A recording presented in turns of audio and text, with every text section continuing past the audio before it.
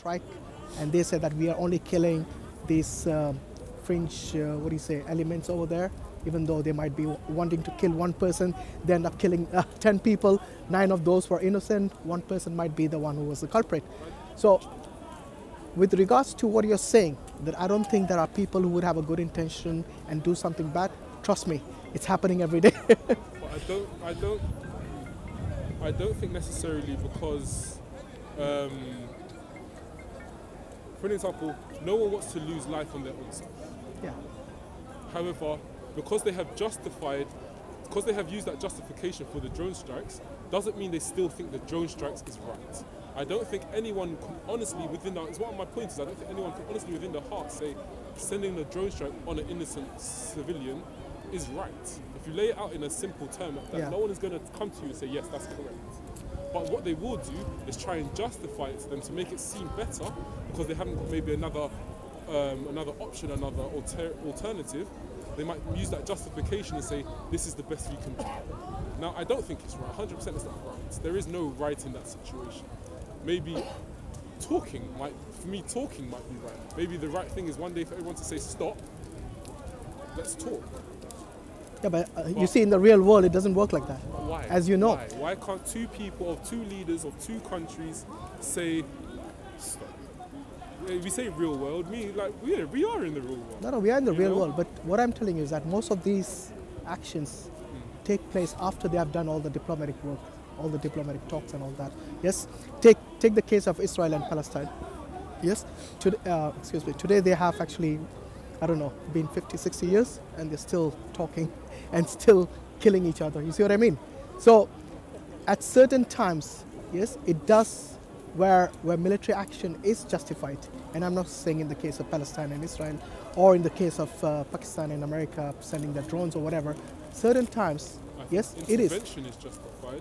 Yes. But I think military actions necessarily comes with the thought of attack. I'm going to stop you by attacking. If someone is going to attack you, then you have to. Not necessarily. For an example, military intervention could very much be. I don't know. Maybe I'm very narrow-minded in my mind. If an army comes marching to your border and they want to take over, for example, the German army when they bombarded London, yes, you're not going to just sit around doing nothing. So at that time, military intervention is very much necessary, and that's the reason every nation has an army to protect itself and its borders. But there's this thing of kill and be killed. If you kill me, I'm going to kill you. And it's kind of it's a cycle. It's a never-ending cycle. It is, but it's something which is necessary sometimes. And unfortunately, somebody you say necessary. It's not necessary because at some point, like you say, it's a cycle, and someone has to stop the cycle. No, so what I meant is, like, for example, say you are the president of a country and somebody comes and say they want to attack and take over your land. Yes, you try your diplomatic methods, that don't work, but they still, after, let's say that deadline has passed of those talks, they say now, yes, from tomorrow we are marching into your country. What are you going to do? Now, for an example, my initial reaction isn't going to, if I was a smaller nation with a smaller army than the one that was coming to attack. Oh, no. I'm saying you have the ability to attack them back. Fine. If I have the ability to attack them back, that's not necessarily going to be the first course of action. It doesn't have to be. I didn't say it was the first course. I said after you have exhausted your diplomacy, your diplomatic talks and everything, and now they're hell-bent on attacking your country. I must attack first. No, I'm not saying you must attack first. I'm asking you, what would you do once you have exhausted all those peaceful methods of conversation, talks, or whatever it is, yes, and they are hell-bent on attacking you, and they're already preparing, they're already at your borders, yes, ready to attack the next morning. What do you do? So I hope I would have been a great leader to make sure I have good protection at my border. Exactly. So that they wouldn't have got there in the first place. No. It's not about them getting there. Getting there is the easy part for them because they're next door to you. Okay. Yeah? That's fine. And they want to attack you. Like the example given, I'll give you the example of Iraq and Kuwait. Yes? The first Gulf War. In that, what happened was a stronger nation with a bigger army took over a smaller nation. Yes? In that case, everyone, whether they were the Americans, the Brits, the Muslims, non-Muslims, all of them basically allied to push this regime, the Iraqi army, to push them out, and Saddam Hussein. So that's what I'm telling you. There are cases in history, in our history, where force was necessary. Yeah, fighting force to push someone back, I agree. I agree in defending. Like, I agree with defending. Yeah. Like, if someone punches you, I agree that you have the right to block and maybe punch them. Yeah. That's defense. So that's all I'm saying. I'm saying there are times when military action is justified. Okay. Yes. However, you do not go beyond the bounds. Yes. So you do not use excessive force. Yeah, I don't believe because where there's there an is army on my not border, where I it's have not the right then necessary. to go and throw a bomb all the way over to your country. Absolutely. If Germany was coming to the UK, I don't believe that I would have any right to go and throw any bombs over to Germany and kill their innocent civilians. Yeah. No right. So in a war, there are casualties. No one can deny that. Yes. However, if you can reduce those casualties, then that is what you would say a better judgment in that case. Sometimes it's inevitable to kill. Not to kill other than the soldiers. No, man, go enjoy, man. Yeah. Easy, yeah? So yeah, going back to the question about salvation, what I was saying is that, look, at the end of the day, it is your whims and your desires which play a huge role in your intention as well. You see what I mean? So if everyone says that, oh, as far as I'm concerned, my intention was to do good, yes, but when you see with your own eyes that the result of that is actually oppression, is actually either taking somebody's life or taking their rights, then this is something. Take abortion, for example. Yes, many people today have no problem with abortion. In fact, many mothers who kill their own child in their womb have no issue with this. That's because we have been kind of, I don't know, what's the word? You have been oriented in a way, you have been brainwashed in a way that this is okay. It's become a norm today. Can I ask you a question? Yeah. Funny, you raised it. When does life begin? So if my soul isn't created, I don't know, at birth, when is my soul created? When does life begin? When does it become something of value? I wouldn't say of value because I think it's always of value. I don't want to take away the value, if that makes sense. But when does it become life? For me, yes, life in terms of when the soul, I believe it's like the Islamic belief is 40 days after you have conceived, that life, soul is breathed into, not exactly sure of the number of days, I might be mistaken, but from memory I believe it's about 40 days. But this is what I'm saying, even before the 40 days, the potential to life, to me, is something that is sacred. Like you said, it's something I will not dehumanize and call it something else. It is of value from the day one. Because you know whenever, I don't know, you got children? You don't have children, okay. One day when you become a father, yes, and your wife tells you that I am pregnant, she'll be addressing the baby, yes. So even if it's day one, yes, when she says she's pregnant, immediately you and her will consider yourself that we are now going to become parents. Exactly. So the woman who loves her baby, from day one, they'll be saying my baby. Yes. This is showing you the value of the mother and child relationship. The reason why I ask, because within modern days, within modern society, do people not have the choice not to bring life into a bad situation? Because there's a lot of situations which I know many people would not like to bring life into. Like I've seen women who are homeless, who are pregnant. They don't want to be homeless, they don't want to be in such a position, but they're about to bring life into a position that they don't know if they can provide. So what are you trying to say? Does that woman not have a right to make a choice whether she continues with her pregnancy, whether it's abortion or whether it's not? Does that woman not have that right to make that choice? And the reason why I ask is when is life created is, could that not be saying, whether it's 40 days, does that woman then not have the right up till 40 days, until life has been given to whatever's there, does she not have a right to make a decision whether it's good to actually bring life? Did she know the consequence?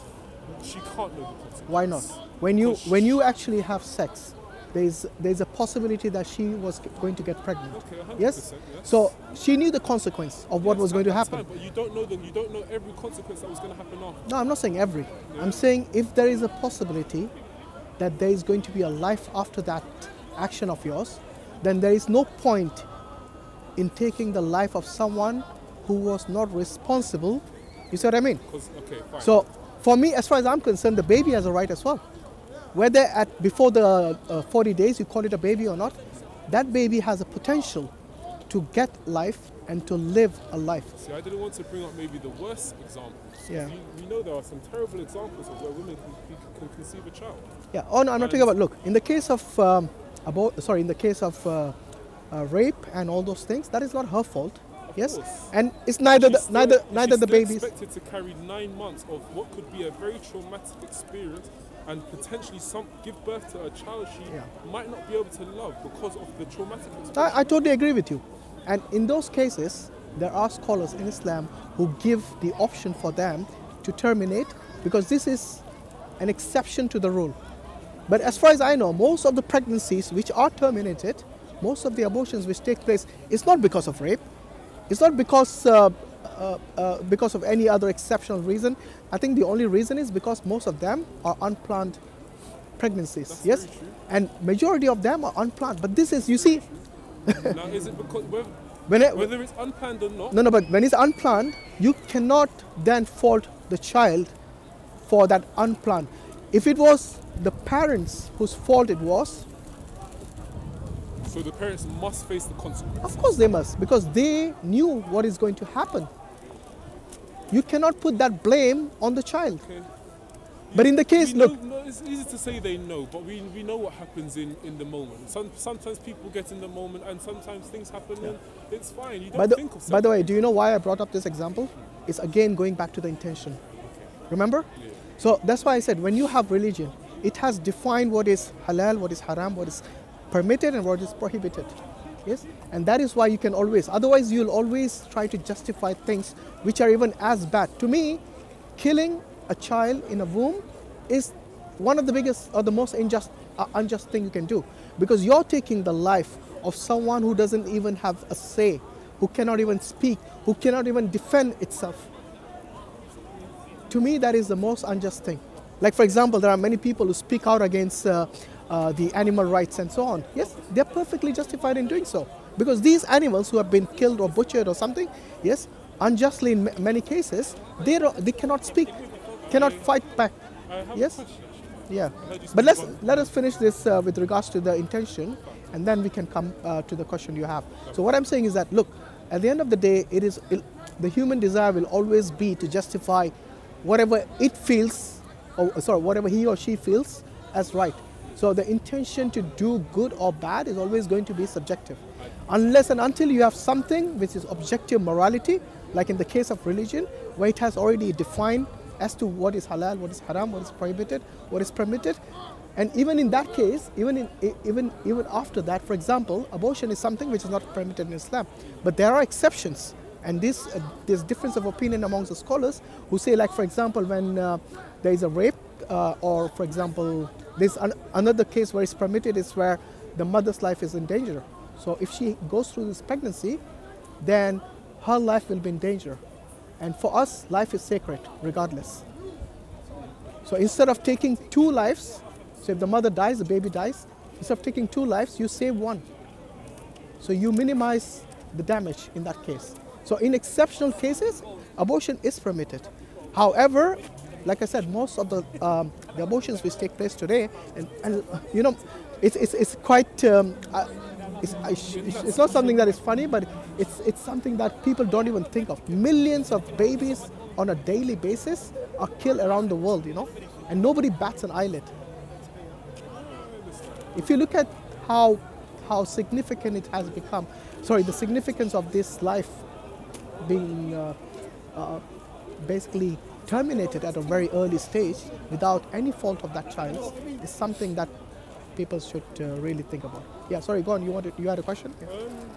Yeah, no, I heard you mention halal and haram. And then animals and stuff, and what is good and what is not, and about good life for animals. Yeah. Halal meat. I haven't been, so part of my belief, part of my kind of openness is that something can't be halal if it has not had a good life. If you out of your best knowledge know, for an example, if I take a factory chicken, Yeah. and I say this chicken has had a terrible life. It's been walking around in its own feces. It's walking over other dead chickens. It's probably got some sort of cancerous growing. It's not even. I mean, what type of chicken is fully developed in 2 months? Chicken since when? So, Yeah. how can, for me, by definition, how can that chicken be halal? It can't be halal just because someone has prayed on it, just because someone says a prayer.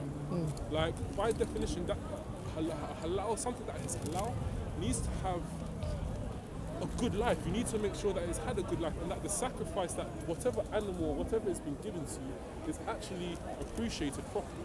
Like, because I think that's what it comes down to. It's about the sacrifice that the animal has given to you. So when That's a good point. Yeah. when I think about, like, for an example, pigs and swine and why the reasons why it's haram Haram, yeah. is because the way it is treated and the way it runs around in its own feces and the things it does and the way there are so many other animals that have been now farmed and farmed intensively that now live in a very similar conditions, live in such squalors, but because they have been prayed over, can be called halal. Yeah. Oh, by the way, just because, I mean, imagine if you had a pig who was ethically farmed, in a farm which is following all the ethical rules, and they don't walk around in the feces or something. It's still going to be haram. Yeah,